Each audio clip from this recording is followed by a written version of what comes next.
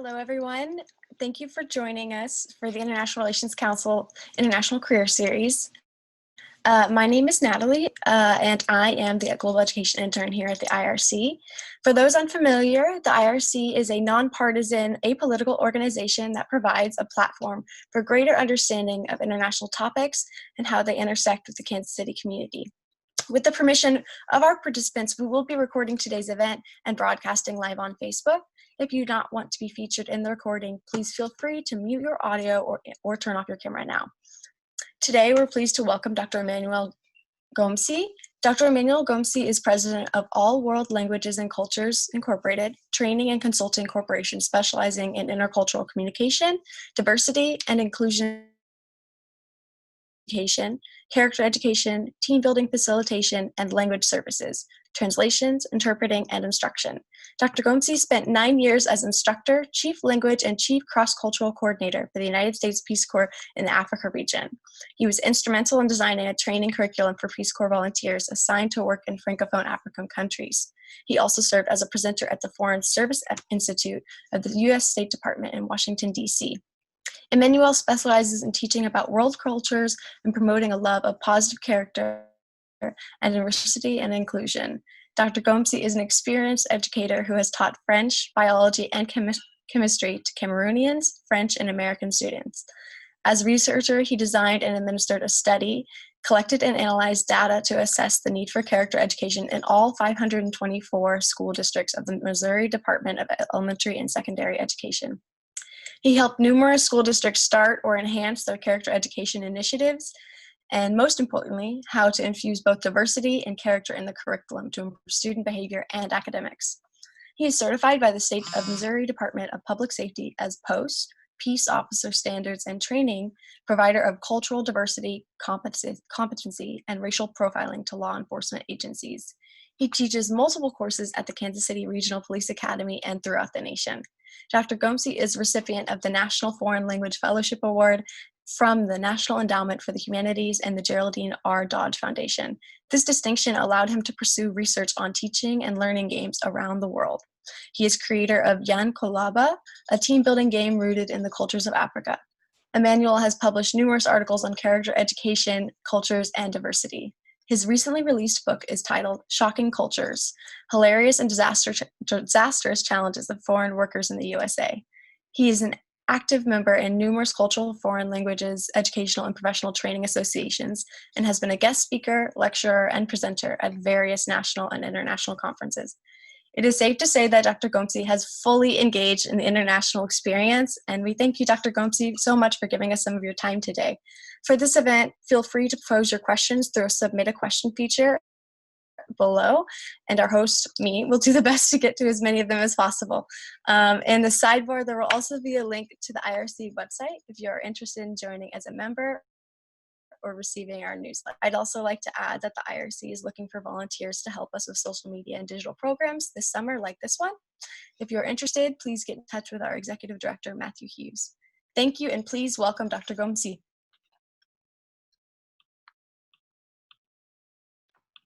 Good morning. Okay, I was hoping to have to see everybody. So I had a few in starting questions to ask, but we will just go ahead and skip that little part. Again, my name is Emmanuel Ngomsi. Thank you for being here, and thank you for listening. I grew up in Africa. I was born and grew up in Africa. I went to school in France and went back to Cameroon. And I was blessed to be hired by the United States Peace Corps. And for 10 years, I helped serve the Peace Corps in a variety of ways, including instructor, language and cross-cultural instructor, and became the chief language and chief cross-cultural coordinator for Peace Corps. And that's where my passion for cultural understanding came from. And I did not have a lot of problems as a student in France, but you know, it was schooling, period. You don't look at any other thing.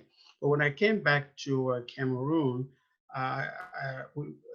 interacting with the Peace Corps, I found out that my Peace Corps volunteers, uh, young and sometimes not that young, American citizens, they were offending people on a daily basis.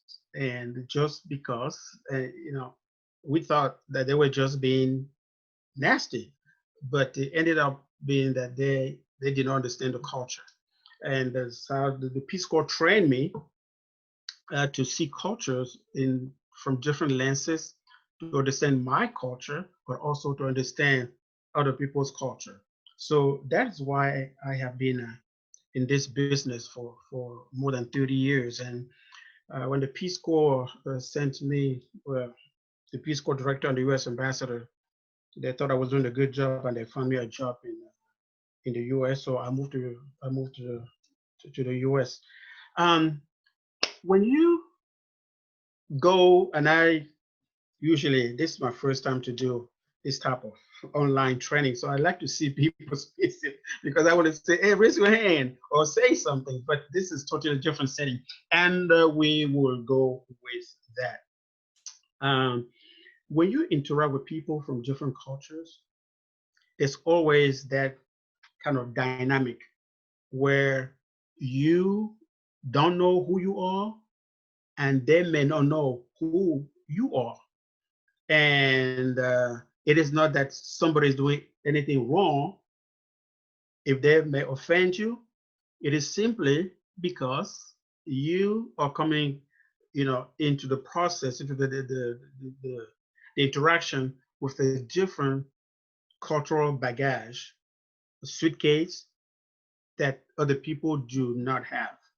So my question, I was going to ask people to throw out some of the differences they think we may find in different cultures, and was expecting to hear things like language, communication styles, values, protocol, uh, food, uh, people dressing different ways, like I am today dressing as an African man.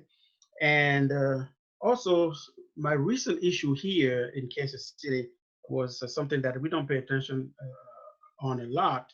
It is body odor. How do you smell? Okay. And how does your smell uh, aggravate people in the workplace? So, um, and why is it that we pay attention to how cultures influence international interaction?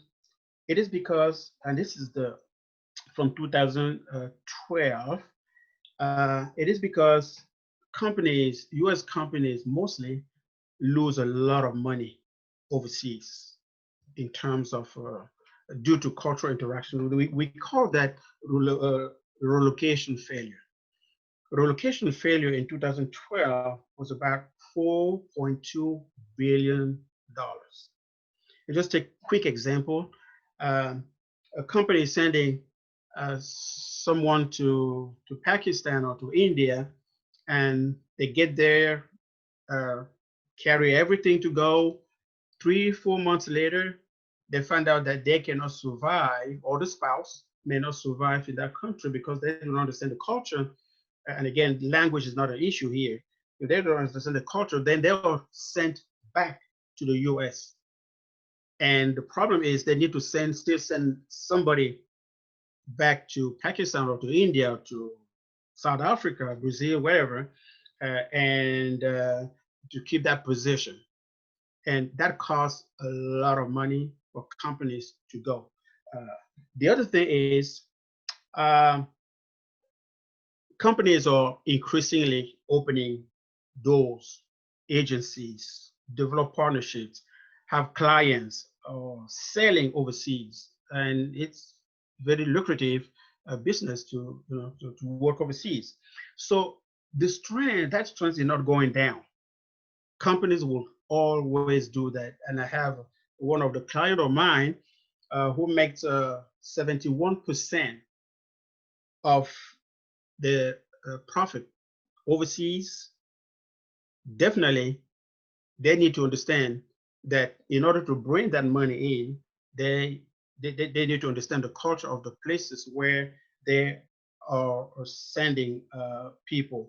So I recall about 2016, they hired 57 NBAs, and out of the 57 NBAs, I later learned that, and I trained some of them, that about 48, that is more than 75%, 78 were going overseas or were working in the US, in the international department, which is a growing department. They hire their own full-time consultant, somebody like me, to, to help them. So the trend is growing, failure, then growing trend. Therefore, the need of international cultural, cross-cultural understanding.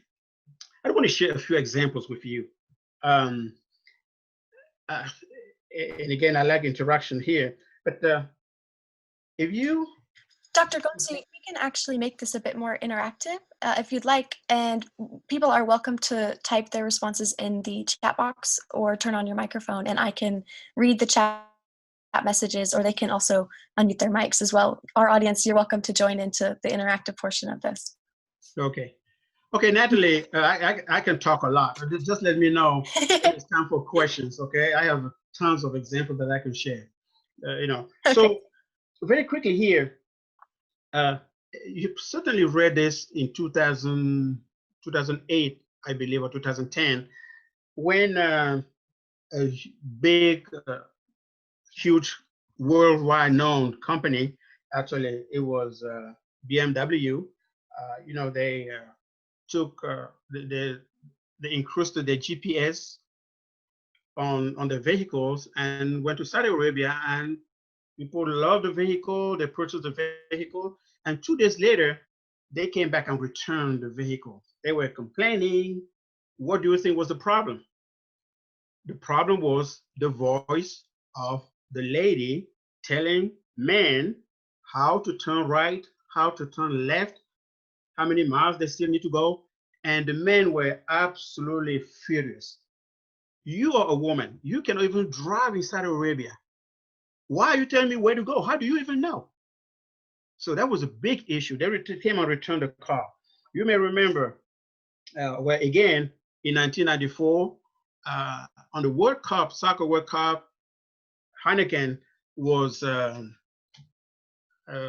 making, Heineken spent a lot of money to make an advertisement commercial on the soccer, on the World Cup.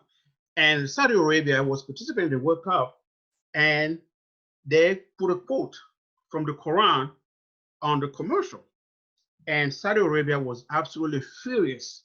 We don't drink alcohol here. Why are you putting the Quran quote on your beer? So Heineken has to negotiate that, lost a lot of money. Another quick example: Mexico receiving the cars. The name of the car was Nova.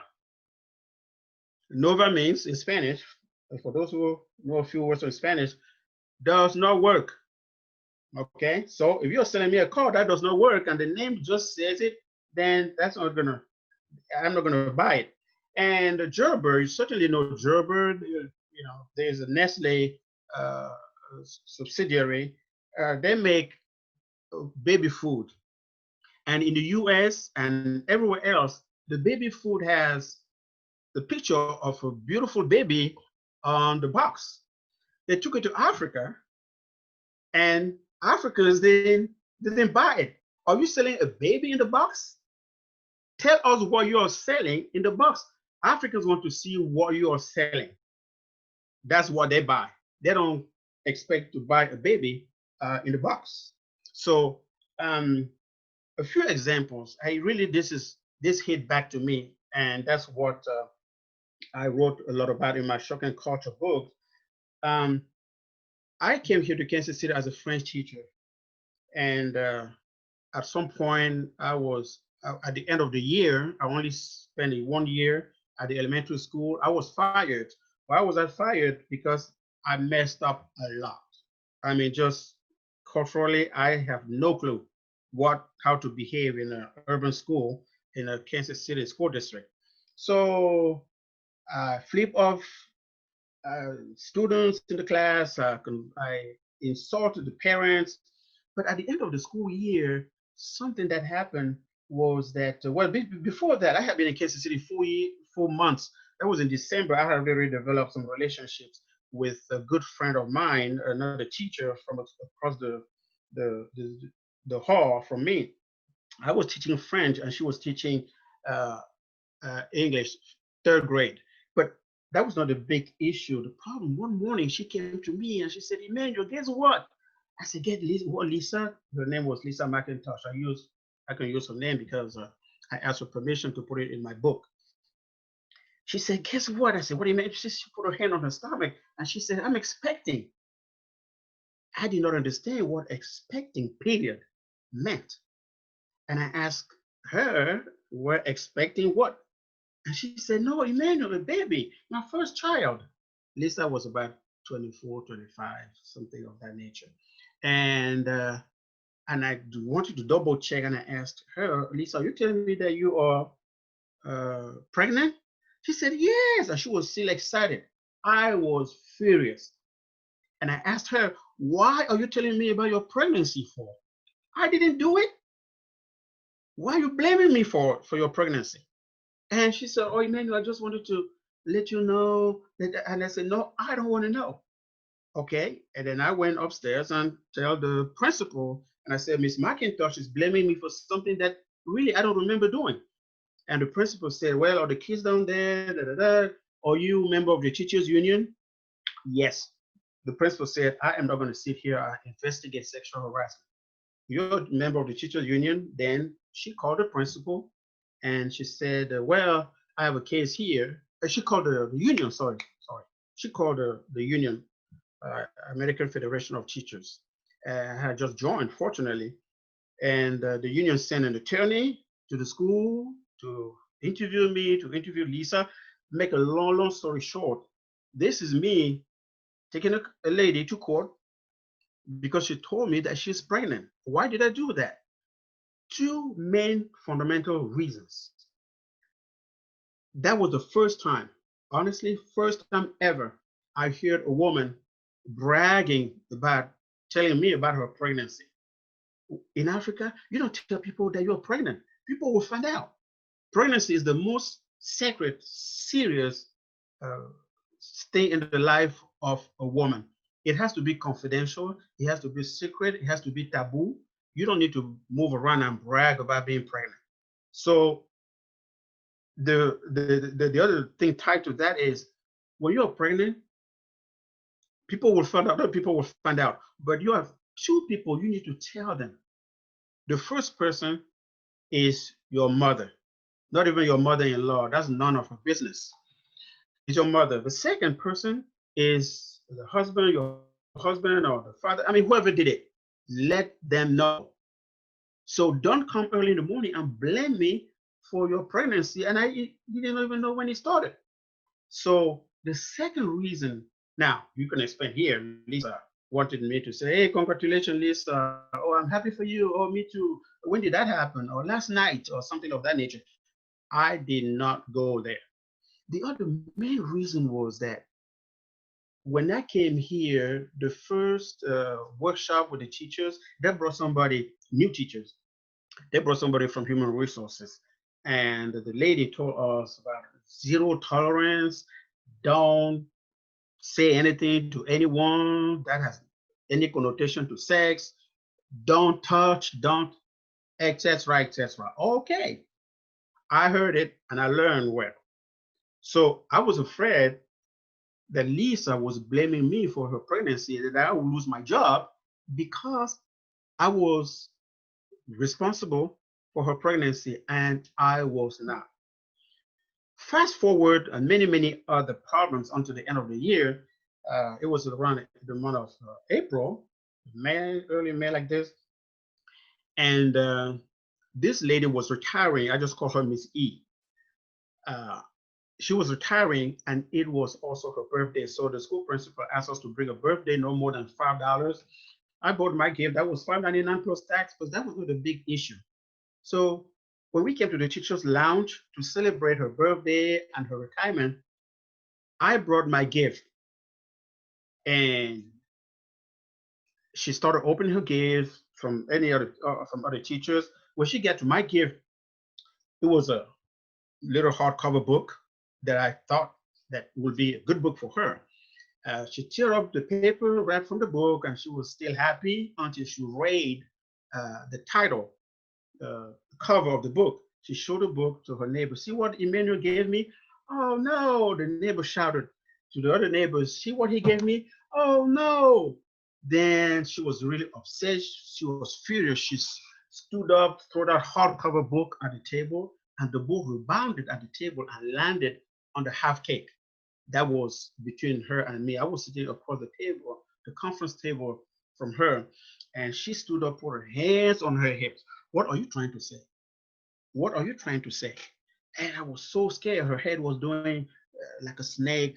No, I don't know how to do that. What are you trying to say? I wanted to say, hey, Miss E, it's a book that I offered from you. She interrupted me and just answer yes or no. What are you trying to say? And I know Miss E was an English teacher, but that was not a yes or no question, right? And long story short, again, she was so upset because of the title of the book. And the book said, the rhyming title said 30 Easy Ways to Lose 30 Pounds in 30 Days. So looking at Miss E and finding about that book, I thought there was a good book that would help her one way or another. I thought it was a good book from which she would find some useful information, but it was not the right book to offer to an American woman. So these are some of the issues that may happen when you interact with people and you don't understand their culture. The last story, I have tons of stories, but I just want to tell one last story here. I almost got killed, shot by the police. Literally, I'm not saying that I thought about it. It was literally one night. I used to live in Waldo area. For those who know Kansas City, Waldo area. I left the library at the UMKC around 11 p.m. when they closed, and was rushing home. I was tired. I was speeding on the Brookside area. The police pulled me over around 11:15, and they asked me for my driver's license. I left my hands off my steering wheel and tried to get in my socks where I always put my billfold. I can tell you I never got there. They pulled me in my vehicle quickly, hit me on the ground, and uh, handcuffed me, and they searched my vehicles in the trunk. I have, at that time we did research with binders. I have tons of books and binders in my trunk, and they did not find anything. So, and they issued me a ticket. What was the main issue there? I did not understand the culture of the police, and that's why I was really interested, and now I teach police throughout really the nation, and at the police academy here in Kansas City and all over Kansas City and Kansas. I did not understand the culture of police, and that if you are going to your socks, the police will think that you're going to grab a weapon under the seat. But the police did not understand my culture, that I grew up in a soccer culture, playing street soccer. When you play street soccer, you don't leave your keys, your billfold, your money in the little tote bag in the corner of the street. You put everything in your shin guard because that it is very secure. So I thought, okay, let me go get my billfold where it is in my socks, and I still carry it even now in my socks. The police thought I was reaching for a weapon. Again, you can be killed because you do not understand the culture. And these are the things that happened to me. I just want to stop here and reach the my next step is that, so if you have a international assignment and you are going somewhere, how do you interact? How do you uh, need to understand you and bridge the cultures? Cultural bridging is extremely important. One of the mistakes that people do and offend people, the local people, it is to assume that your culture is the best culture. It is, we call that ethnocentrism. You don't need to understand that theory word of ethnocentric thinking, but that's what it is called. And the issue here is that your culture is superior to other cultures, or at the minimum, you understand that the way I behave, people will understand me. What's wrong? If they don't understand me, what's wrong with them? Okay. Again, has nothing to do with the language. Okay. Um, Taking an example of the language, you can easily get in trouble by using in a country where English is spoken the same language that you use in another country where the language is English. And for those of you, and I know there's a lot of people, you're here, certainly you have traveled overseas and you have lived overseas. And you go to England, London, everywhere in England, and you talk about uh, a napkin. Here, a napkin is something you get in the restaurant to, to clean your mouth while you're eating. Well, a napkin in England is something totally different. It's a women hygiene device. So if you're looking in a restaurant for a napkin, well, you may offend the the servant, whether he is a male or she's a female. Um, so sometimes it's not only the language. So try to keep a very positive attitude. Be open and forget for a few seconds your culture and learn. I keep saying this is one of the things that I say every day. Just like languages, you do not lose your mother's language by learning another language. All you do is becoming multilingual. You only become bilingual. By learning another culture, you don't lose anything about your culture. You only become bicultural or multicultural in the way the world is becoming smaller and smaller, more and more global, and the pandemic is telling us something just about that. So do not assume that what you hear is what is said, that what you understand is what is said. You need to ask question, ask more question, and try to understand if what you're hearing is what you're saying. The same thing goes the other way around in terms of communication. When you talk, don't assume that people are listening, understanding exactly what you are talking about. Okay, and you need to learn the protocol of the business in that country. I want to share a quick example of one of my clients that I took to Nigeria, and it really blew everybody. The young lady, I say young first of all because age is a big cultural construct, cultural value in Africa.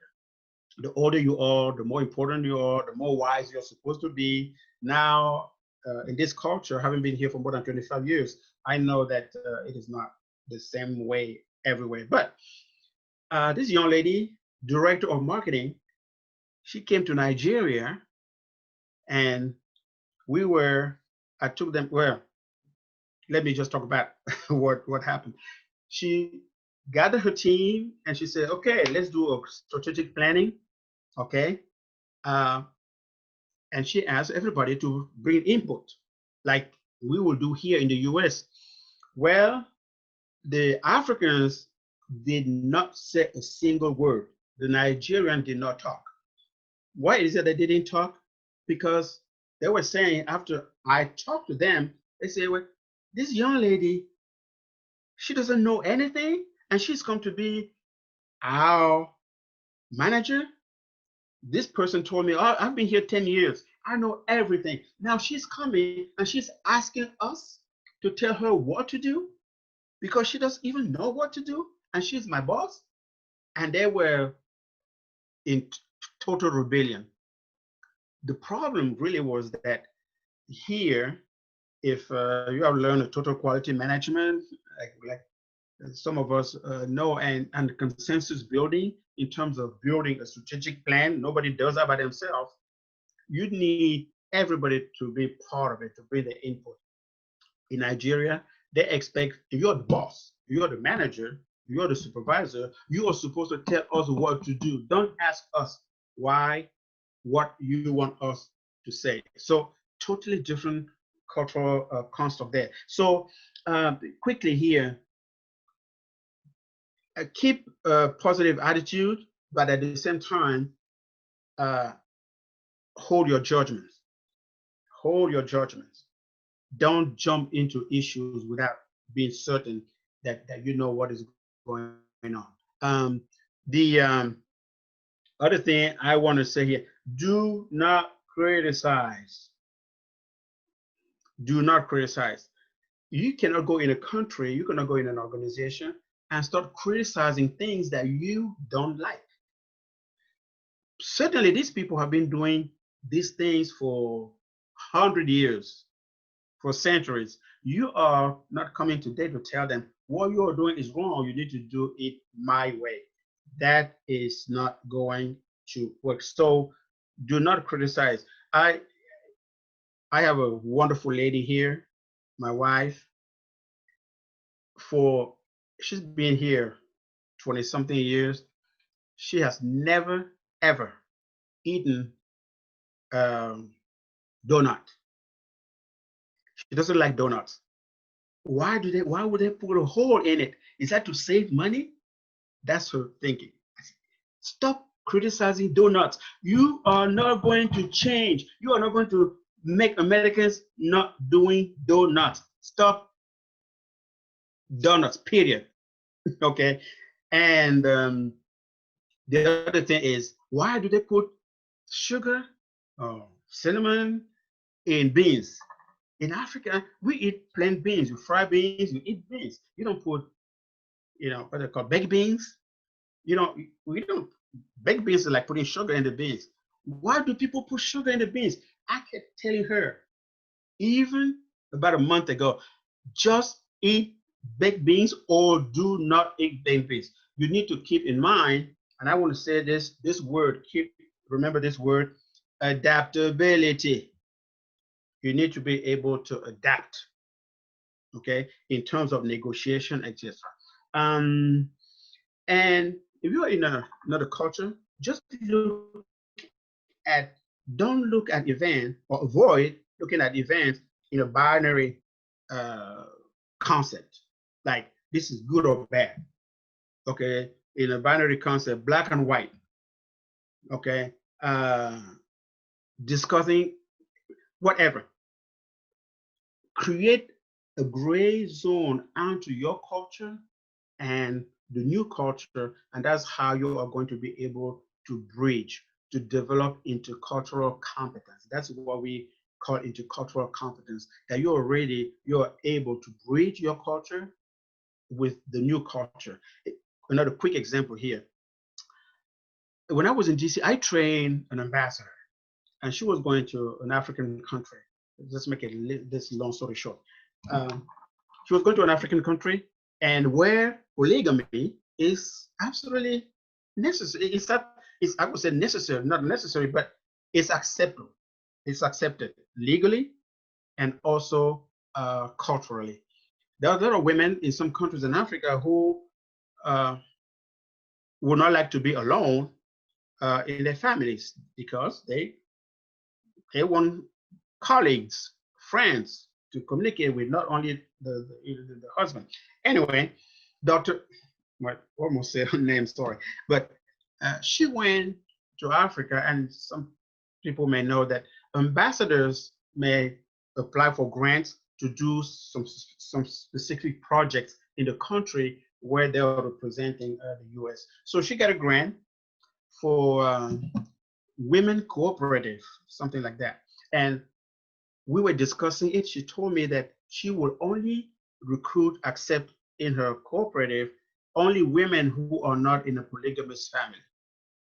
Then I told her that's not going to work. She said, no, I want to bring my little part in resolving polygamy issues. I can sit here and tell you, even today, you are not going to prevent Africans, women or men, from getting married multiple wives. Okay, so she went to Cameroon. I was already here in Kansas City, where she went, and then it was not Cameroon. She went to that country, and 6 months later, I heard that she was called and posted to Belgium. So that are some of the examples uh, of people who want to criticize and look at things and run it away. So stop complaining. Learn, learn, learn. Ask question, ask question, ask questions so that you can understand what is going on. Okay, I see here the time is I passed 40 minutes. So I am open to questions. If you want me to continue talking, hey, I have more to share. It looks like we have a few questions in the chat. Yes, it looks like we have a few questions in the chat ready. Absolutely. I'm ready. We have one question, and you elaborated on this a little bit, but maybe a little more, please. What type of skill set do we need to be more understanding and respectful of other cultures? Is a question we have. Like I mentioned earlier, you need to keep a positive attitude. And most importantly, in order to bridge cultures, you need to understand who you are as a cultural being, as a cultural entity. You cannot bridge if you don't know you. You don't know who you are. The second part of it, this is 4 part. The second part of it is to understand, to try to educate yourself in the general culture and specific cultures of the country that you are visiting or the country you are being assigned to. If you just go in a blind, you're going to get really in some trouble. The third leg is, once you know who you are, some of your what I call in some of the workshops that I do, I call the non-negotiables. There are things in you. I don't want you to give yourself away. The things in you that you know for certain, there is no way I can change that. We need to know those things. You need to know those things about yourself. Okay. You cannot say, oh, I'm somebody, I can live anywhere. No, you cannot live anywhere. I don't know how flexible you may be. In order to develop that inner ability to adapt, you need to understand who you are, understand the other culture, and now find a way to bridge. Your identity should not change. There are things, again, like you can accept, there are things that you cannot accept. These are those that I call the non-negotiable. Okay, so once you have established those things, then you're able to develop, to adapt yourself. You know, I made, as an African man, well, I'm Catholic, so I'm not polygamist. But if you run into an African man who believes in polygamy, I don't care how much they would like to bring you into polygamy. Very few American women in Kansas City would like to be fourth or third wife of somebody. Okay, so you need to know that then before you do that. So these are the things that I will say. And again, we can talk, but it takes some time. Adaptability takes some time. So bridging cultures is crucial. Another question we have is, how does student motivation differ in the classrooms of Cameroon and France compared to the United States, seeing that United States students primarily are motivated by external motivators like standardized testing and good grades and getting a degree? In your experience, what is the motivation difference? Very good question. I have been studying that. Actually, I used to teach a course at UMKC about international and comparative education. The Cameroon has the same system as French. Cameroon is a former French colony, so the same system. The big difference, oh man, there are about 5 legs, but I'm not going to teach a whole graduate course here. But the big difference is that the system in France and in other countries in Europe are strictly geared towards academics. Here in the US, there is something called fun. You got to be fun. In the countries where you need to pass an exam from 9th grade to 10th grade, you got to pass that exam. In your 12th grade year, you need to pass the baccalaureate. There's no fun things happening. You got to pass that rigorous academic test exam.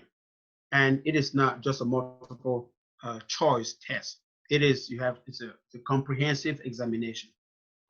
Here in the US, there's a lot of things that go into education. You know, parents' involvement is too complicated here. Children have a lot of, the laws makes it such a way that children think that they can do more than what they're supposed to do. There's other issues here about social promotion. Issues about your 12th graders, you're going to graduate anyway. And I can give some examples. The reason why I fully resigned from the Kansas City School District, I don't want to share it here over the air, but it was absolutely something that somebody who, like me, who went to school somewhere else, I just could not accept that it happens in my classroom. But so you have all those things, plus issues like field trips.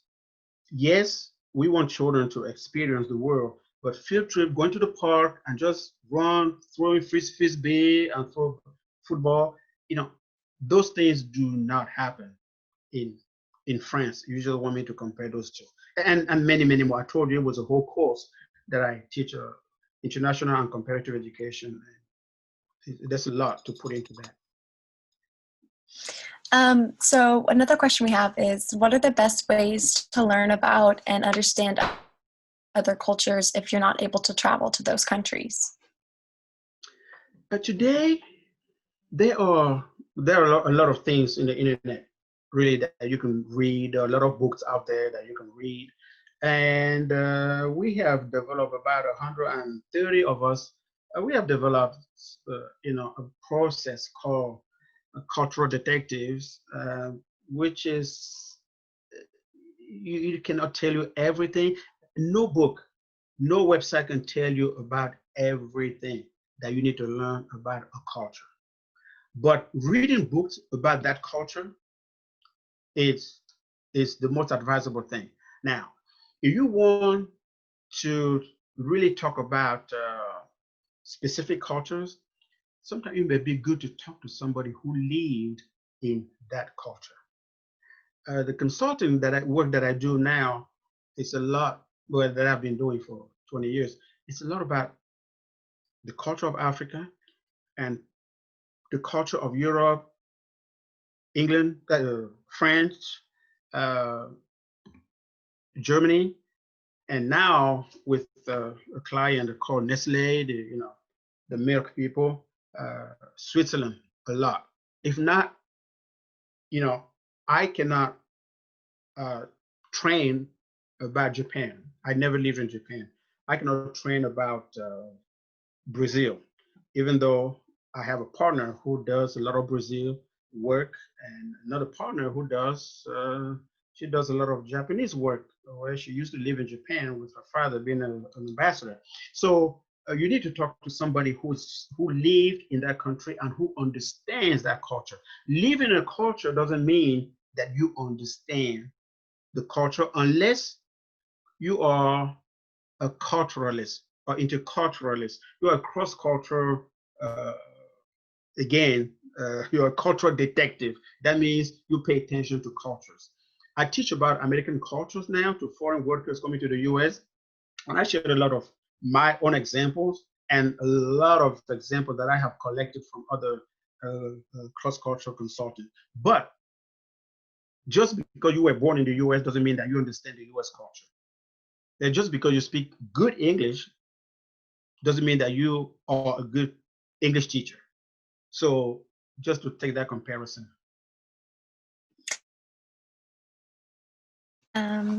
Another question we have is, how do you respectfully let someone know that he or she is making a cultural error that is impacting the workplace? Very important question.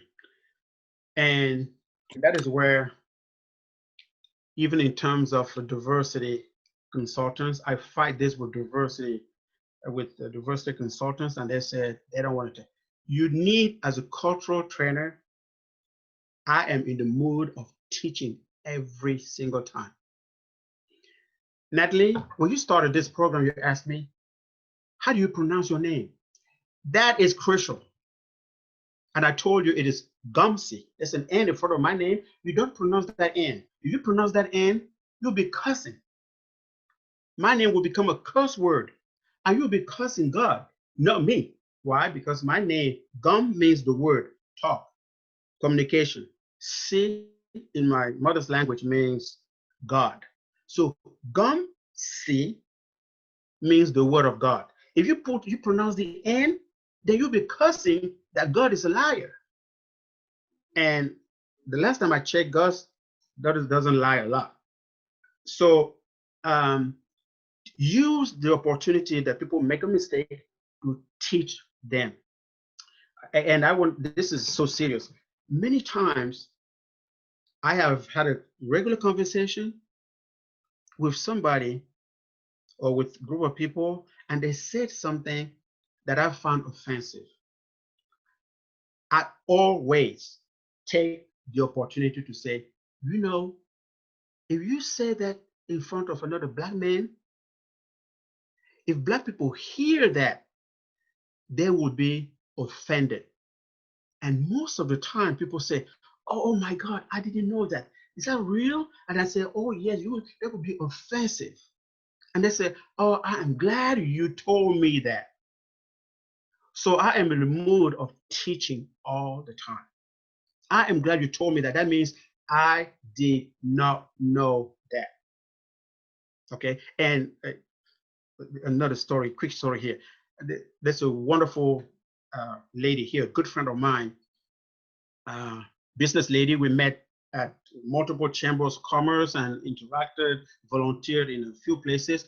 One day she told me, I don't want to make this brief. One day she told me, Emmanuel, I want to share this with you. You are the first Black man I am not afraid of. And I said, well, I did get mad. It is okay. It is okay for people to get it out. That's what culture is all about. You don't know what you don't know, and what you don't know can hurt you. When she said that, I said, wow, that's great. I'm glad that you shared that. And then I asked her, why are you afraid? Were you afraid of Black men? And this is her response. I don't know. Which means there's something out there then when you connect with people from different cultures, they may express things that are in their heart that they have been struggling with, and they most of the time they are afraid to get those things out. Once they get them out, then you learn and they learn. Okay, and again, we are not in a hug country anymore, but every time I see her, we hug like we've never met each other before. Great. So, hey, I will use the opportunity to teach anyone who makes a cultural mistake. That's the way we learn. If somebody had told me, hey, never get into your socks when the police stop you, I can tell you, I will never have got in trouble. If you look me close, I have a cut here in my upper lip because I was hit down the ground and the police officer put his boot on my head to hold me down before the other one can handcuff me. For what? Because I did not understand the culture. Anyway, yes, next question, Natalie. Can you talk about the importance of trying and making mistakes in increasing your cultural competence? Yes. Don't make it a rule to learn the hard way. Okay. So to develop and increase your cultural, enhance your cultural competence, there are mistakes that are okay. You can offer a book to a lady to lose weight, and you know, yes, I was fired actually. I didn't finish that story. I was fired from that elementary school. Fortunately, at Southeast High School, they needed a French, chemistry, and biology teacher, and I was transferred to Southeast. If not, I would have been fired. But don't learn the hard way. That's why observe, ask questions, learn and learn and learn should be something constant in your mind in terms of developing adaptability and cultural competence. Um, you know, you need to become uh, somebody who who thinks that they can make a mistake. You need to be of those people who think, I do not know it all, and who is ready to learn, to ask questions, and don't be offended. Sometimes you ask questions and people will respond like if you were a baby. No, even though, really, I will sometimes consider yourself a baby. Like I used to tell ambassadors and senators in the State Department, and I used to tell ambassadors, hey, I'm going to teach you French, I'm going to teach you culture, da, da, da. Consider yourself as a baby. You are the friend of the president, you are an attorney, you were a governor and all that. But now that I am teaching you, consider yourself a baby in the culture. Just like if you're learning a new language, you are a baby in that language. It has nothing to do with how old you are, how small you are, how much money you make, how much political position you have been into. Now you're a baby learning something new. So be very flexible, humble yourself in order to learn. Especially if you want your company, I'm looking at organizations here sending people overseas. You need to be productive for your company. And sometimes, again, you cannot give everything away. You cannot give yourself away, but open your mind wider to be able to learn. Well, we have only a few minutes left, so I wanted to let our viewers know that Dr. Ngomsi, you have made a copy of your recently released book, Shocking Cultures, Hilarious and Disastrous Challenges of Foreign Workers in the USA, available to our viewers today. So I will drop an email address in our chat, and if you email Evan, our program coordinator, with your mailing address, we will get you copies of that book. Do you want to use the last few minutes to share your final thoughts about intercultural communication, Dr. Ngomsi? Yes, in the cultural communication, it's a new field that is really growing, and it's growing mostly because a lot of organizations are, are understanding the need of cultural learning. Um, if if we do, we will lose a lot in terms of personal or uh, organization wise, business wise, if we are not in tune in learning about other cultures and learning about other cultures. I am not only talking about the do's and don'ts. Do's and don'ts are not really cultural learning. If I am really teaching about culture, I'm not going to use list of do's and don'ts. No, that does not work.